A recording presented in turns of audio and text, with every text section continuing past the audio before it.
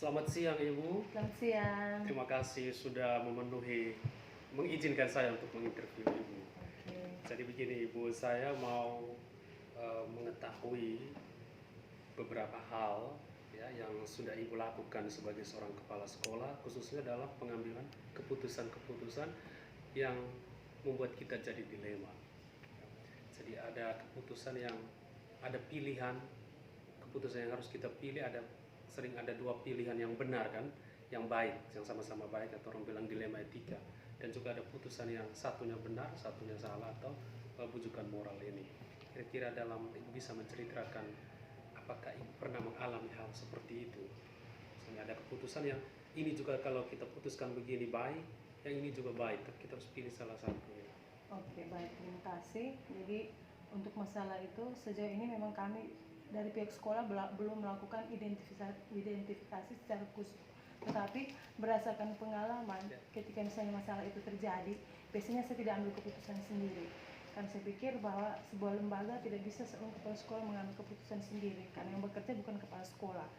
Ya, kepala sekolah itu hanya sebagai pemangku kebijakan. Sehingga saya biasa kalau misalnya masalah ada kasus atau masalah yang terjadi, saya biasanya mengumpulkan semua staf guru dan pegawai. Jadi karena sekolah ini berada dalam satu yayasan, apa saya tahu bahwa SMP sini kan kami selalu bekerja sama dengan pihak dari SMA atau SMK, tetapi yang selama ini selalu saya ikut, maksudnya melibatkan mereka. Itu ada beberapa guru yang mengajar kami minta bantuan dari SMA untuk mengajar di SMP.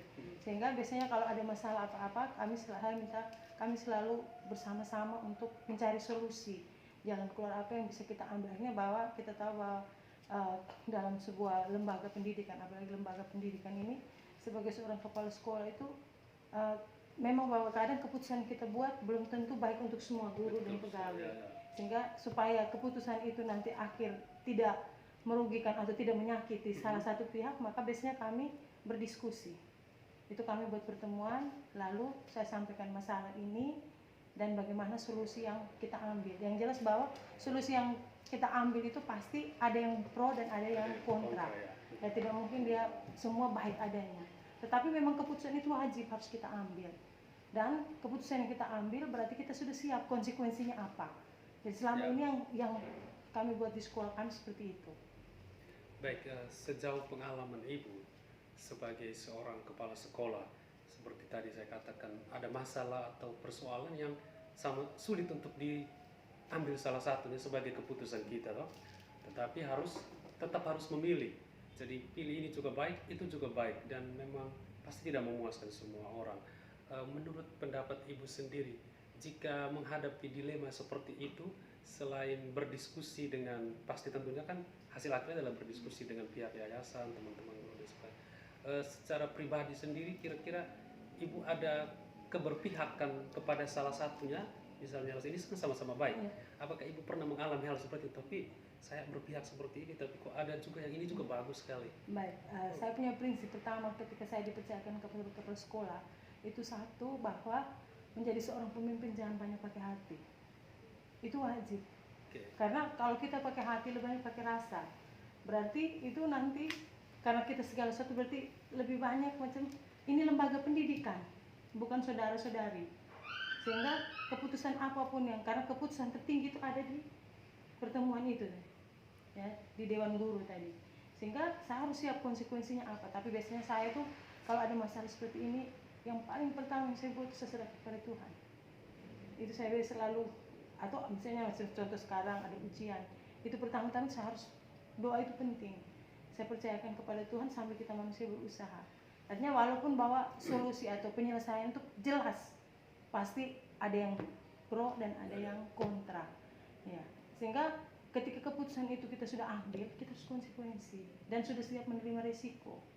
Yang bisa saya buat selama ini seperti itu. Baik. Hanya itu sudah, kita Bapak Ibu Guru, kan saya sudah bilang tadi, tidak mungkin bisa memuaskan semua orang, tapi itu harus kita ambil. Luar biasa, terima kasih Ibu. Jadi tidak pakai hati, tapi tidak pakai rasa, tidak pakai hati, tapi kita harus pakai logika juga. Logika berpikir, ya betul. Karena kalau terlalu pakai hati tidak bisa kepala sekolah, berarti nanti kita semua disetir oleh orang. Artinya karena saya punya prinsip kita harus imbangi antara pikiran dan perasaan, apalagi di sebuah lembaga seperti ini. Baik Ibu, luar biasa ya. Dan juga tadi saya tangkap Ibu mengatakan ada konsekuensi ya, berarti siap Siap menerima. bertanggung jawab. Iya, Kita bertanggung iya. jawab berarti menerima apapun, Iya. karena tentu saja tidak Tapi memuaskan harus kita ikut prosedur. prosedur. Apalagi kami sekarang kan di sekolah kami sudah mulai buat aturan tata tertib dengan penskoran, sehingga ada skor sekian sampai sekian ditangani oleh siapa. Jadi mulai dari wali kelas ada skor, entalan skornya.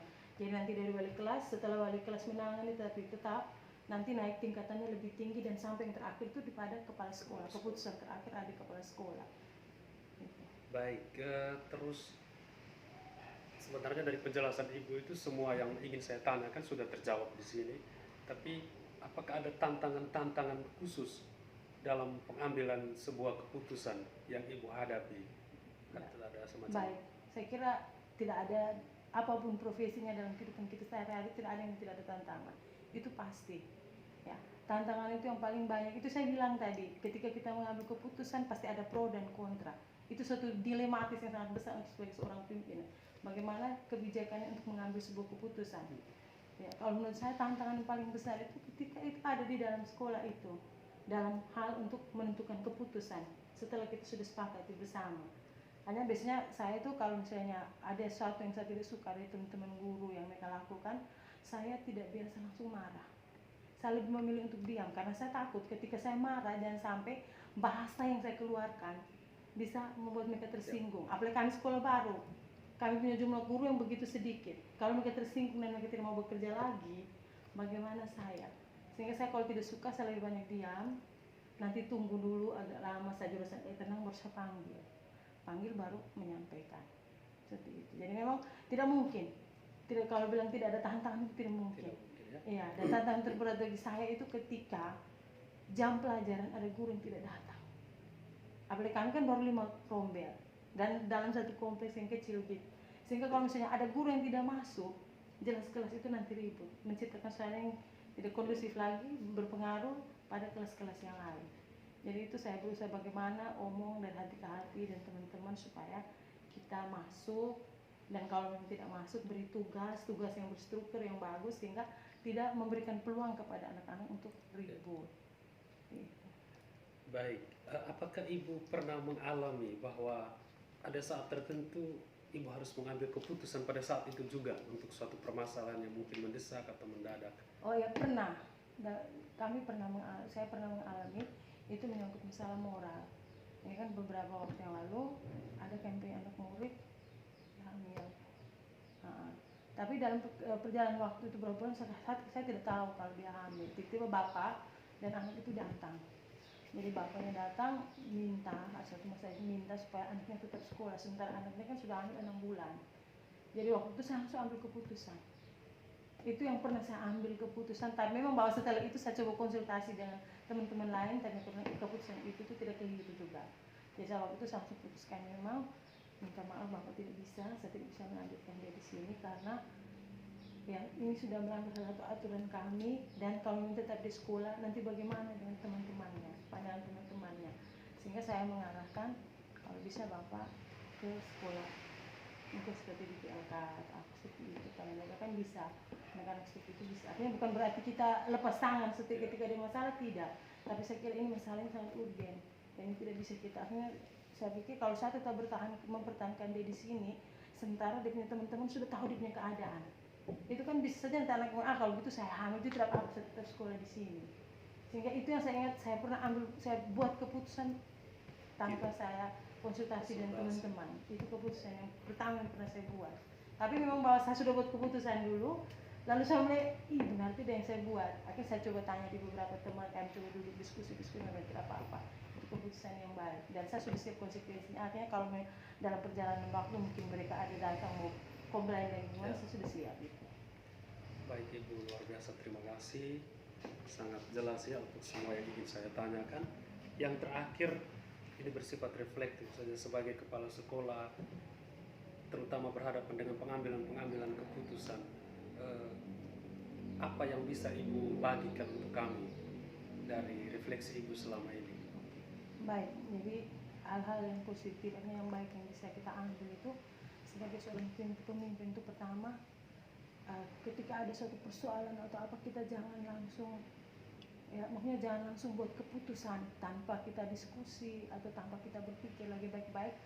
Karena ketika kita mengambil keputusan pada saat ada suatu persoalan, itu biasanya lebih banyak emosi kita yang keluar tanpa kita dengar kita punya hati.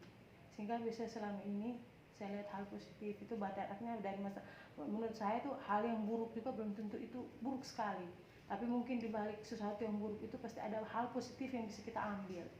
Sehingga selama ini yang sering saya alami dan yang menjadi bahan refleksi saya itu bahwa saya tidak kerja sendiri, lalu yang bekerja di dalam lembaga itu banyak otaknya, hanya dengan karakter yang berbeda-beda. Saya tidak bisa memaksa teman-teman guru harus mengikuti karakter saya, sehingga ketika ada masalah atau apa segala macam itu saya biasanya lebih banyak saya duduk, saya pikir dulu baik-baik. Artinya sekarang saya bilang tadi, seperti saya omong tadi, saya sampaikan tadi bahwa hal yang buruk terjadi itu bukan berarti hancur segala-galanya atau itu fatal, tetapi bisa jadi hal yang buruk itu juga merupakan suatu pembelajaran, ada nilai positifnya di samping itu, sehingga mungkin ke depan kita lebih hati-hati lagi. Jadi biasanya selama ini yang menjadi refleksi saya itu bahwa saya sadar, pertama saya tidak bekerja sendiri, yang kedua segala sesuatu yang terjadi pasti ada penyelesaiannya, hanya sekarang bagaimana kita menyelesaikannya itu. Yang penting itu bahwa kita berdiskusi, kita omong sama-sama, jangan sendiri-sendiri. Karena kita lihat bukan hanya kita guru yang datang dari latar belakang yang berbeda, tetapi anak-anak kita. Yeah. Jadi selama ini saya amati di sekolah ini, anak-anak yang bermasalah itu pada umumnya dari keluarga. Mungkin datang ke sekolah ini mereka buat anak itu mencari perhatian. Sehingga ketika mereka buat aneh, kita jangan langsung menjudge bahwa mereka ini gini-gini guru, tidak. Coba kita perlu pendekatan. Sehingga saya lihat kalau bahan refleksi untuk saya, untuk bagi ibu guru, tapi untuk anak-anak, menurut saya itu ketika mereka melakukan suatu persoalan masalah jadi sekolah itu sebenarnya itu sebagai suatu pelarian. Jadi kita di sekolah kita bukan hanya mengajar, tetapi kita juga mendidik, membina mereka bagaimana pendekatan kita. Ya, jadi mungkin sehingga ketika kita ambil pendekatan yang bagus, maka di situ menjadi mereka oh ini sebenarnya tempat bersandar. Itu sebenarnya kan segala sesuatu kan karena waktu anak belajar kan lebih banyak di sekolah, bukan di rumah, bukan di sekolah. Jadi itu yang sehingga saya selalu sampaikan ke teman-teman guru, kalau anak-anak ada masalah, coba kita buat kunjungan rumah atau kita panggil. Contoh kita anak-anak ini kan sudah masuk masa remaja. Kalau mereka buat salah kita pukul, secara fisiknya kan sudah selesai 1-2 menit, tapi psikisnya dia akan masih merasa malu, dia jangan kesana kemari, dia lihat itu anak itu pernah menyaksikan dia dipukul, itu kan dia masih rasa malu. Sehingga saya itu biasa ketika anak buat salah besar sekalipun, saya tidak suara besar, saya akan panggil dia, saya omong dia baik-baik, dan saya sudah menerapkan dan ternyata anak lebih mendengar. Itu sehingga bahan refleksi saya itu saya kira iya seperti itu, sehingga di sini artinya bahwa saya bukan sempurna, ya, tetapi saya berusaha. Bagus saja selama ini, sehingga di sini tuh saya lebih banyak saya amati 1 tahun ini, saya mengamati mereka dulu sambil kita mencari persiapan solusi itu ke depannya bagaimana, apalagi kami kan sekolah baru ya. Baik Ibu, terima kasih banyak untuk semua jawaban yang Ibu berikan kepada saya yang sudah menjawab hampir 8 pertanyaan yang seharusnya saya tanyakan. Terima kasih, semoga sukses ke depannya selalu sebagai seorang kepala sekolah. Amin.